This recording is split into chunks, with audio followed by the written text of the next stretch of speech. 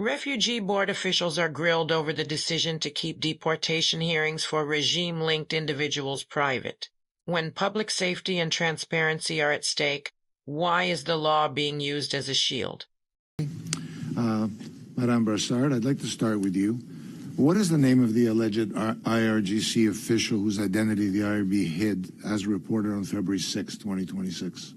I'm sorry, say that again? I would like to know the name of the IRGC official that appeared before you and was reported in the Global News Report on February the 6th, 2026. That does not ring a...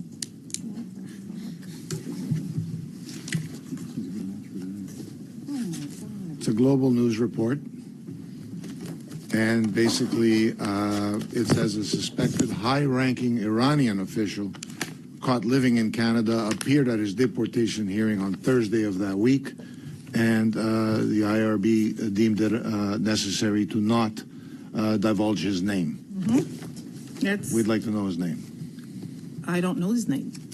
You don't know his name? I don't. Your department was there. They're the ones. Yeah, but I don't know the name of every single person who makes the claim. This does not ring a bell with you? Yeah, well, the case does. The name, I don't know. You don't know that. And the name is confidential. Why? Why is the IRB prioritizing the privacy, then, of an alleged member of a terrorist organization over the safety of Iranian Canadians? You mentioned alleged. Then why hide his name? Well, if they... hypothetically... Well, let me talk facts, not hypothetically. Okay. I represent a community of probably the region where the highest population of Iranian Canadians are living in Canada. That's the Richmond Hill area. And there are these folks out there that came into the country that should never been allowed here in the first place, that are basically terrorizing people in the community. They should not be here in the first place. And it appears the IRB has taken a position to not disclose their names. Does the IRB grant the same level of anonymity to other terrorist organizations, say like ISIS or Al-Qaeda? Or is it just specific for the Iranian community? The legislation provides, generally speaking, that when someone makes a refugee claim, that claim becomes in camera, and we have to protect the identity of refugee claimant in all the hearings that appear before us. So generally speaking, that could be the reason.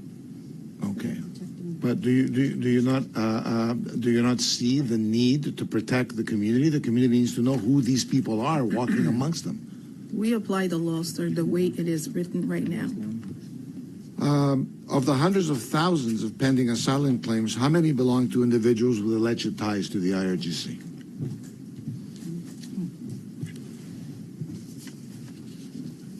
Well, I don't have a number to give you right now. So do we know how many are in the queue for deportation? That would be a question for CBSA. Well, the CBSA has located 26 that merit deportation hearings. Maybe I'll ask that question to Mr. Bush. How many are in the queue for deportation with ties to the IRGC? I don't have the specific data on me, but I can take that away and try and get that data for you. Okay.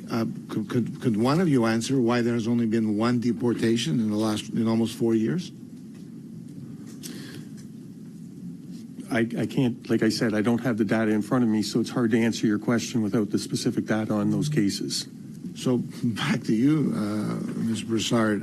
Is it acceptable to you to just have like one person deported in 4 years from the list of people that you deem should be deported? I have no comments to make on that. You'll understand that once we've made our decision, it is out of our hands what happens after.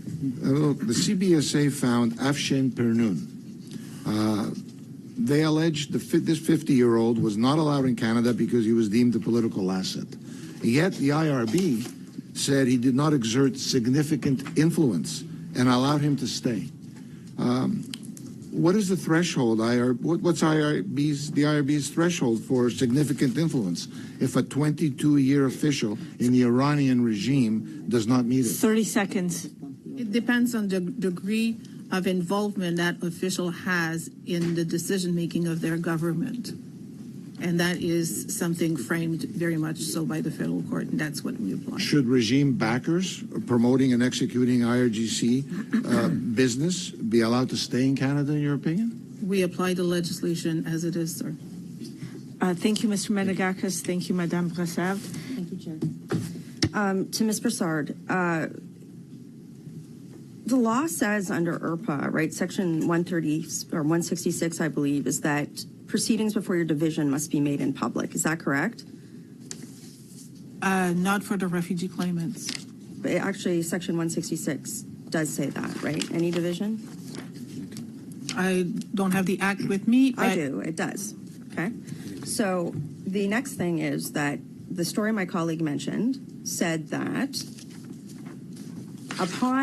before arriving in Canada, the Iranian citizen was a senior member of his government, according to the Border Services Agency, which asked your division or your board to order his expulsion. To Mr. Bush, would your agency have recommended deportation based on those grounds without significant evidence? Like, would you have told the IRB that he should be deported, this person should be deported because he was a senior member of the Iranian government if you didn't have evidence to that effect? Would you have made that up? So thank you for your question. What I will tell you is the process of it all. So the officer... I'm just, yes or no? Would you have evidence? Yes. Okay. So, Ms. Broussard, in what universe would you go against Section 166 of the law, of your law, and withhold this person's identity from the public? Why would you do that? Madam Chairperson, if I can just specify, actually Section 166 of the law specifies that all proceedings before the Refugee Protection Division and Refugee Appeal Division are held in the absence of the public, so confidential. And any claim before the Immigration Division... This is a deportation hearing, though, right? Please. Point of order, Madam Chair. Any point of case order, sorry, Mr. Zuberi. Just hoping to hear the full answer from the... I'm hoping to use my time. Thank you. Thank you, Mr. Zuberi. The time. Thank you. Madam Chairperson, if I can just clarify for the Immigration Division, all proceedings before the Immigration Division are also held in the absence of the public if they involve a refugee claimant. So, or if the member orders a confidentiality order. So not all. Okay, so here we are. So this person, this member of the Iranian regime wanted his hearing in public and you are in private, and you guys granted it. Why? What possible interest would that serve the public, whose gyms are being shot up by these guys right now? Why would that serve the public's interest? Like, I mean, you're saying you don't even know who this person is, and now you can't tell us why this would be in the public interest to withhold his identity from reporters? The legislation says that we withhold identity when the claimant, if the person makes a claim to refugee status. Why would you protect the identity of a senior Iranian government official in Canada on a deportation order requested by the CBSA? That's crazy. Okay, well, that's your view. The way we present... No, I think that's the public's view. Okay. I think that's logic. Is it not your view? My view is we have to apply the legislation as it is. No, you made a decision to hold this in private. Why? Because it was the member's decision to look at the evidence. You said you didn't even know who this guy was. Point of order. I don't need to know who the Point of order, claimant Mr. is. Frederiskatos. Again, we're trying to hear the answer, and we cannot. Okay, let's give time for Ms. Brassard to give her response, please. Thank you. When the department comes and asks for somebody to... Okay, I've heard enough. Okay. The second thing... No, it's my Mr. time. Garner. It's my time. The next thing I would like to ask is this. Ms. Broussard, would a former director under Iran's Ministry of Roads and Urban Development, who was a 22-year civil servant with ties to the Iranian regime and described as a political asset of the regime, would they be considered a senior official under the law and be ordered to be deported? Depends on the nature of the evidence adduced. Do you think during that the they hearing. should be considered a senior official? It depends on the nature of the evidence. Mr. 1 minute Bush, left. Mr. Bush, would it be easier for your department to deport Iranian officials, people with ties to the regime, if the law was changed to clarify that Non-citizens with ties to the regime would be deemed inadmissible if involved in regime-linked businesses, spreading propaganda, or human rights abuses. I'm thinking of cases like there was a guy that was the head of the Iranian state-funded newspaper, was the deputy political leader of the Friday Imams Policy-Making Council, the supreme leader's head of office in the UAE, and has not been deported. Would maybe changing the law make your job a little easier there, Bud? This was the conservatives challenging the logic behind Section 166 of the IRPA, questioning why a political asset of the Iranian regime was granted a private hearing, while the Iranian diaspora in Canada faces violence.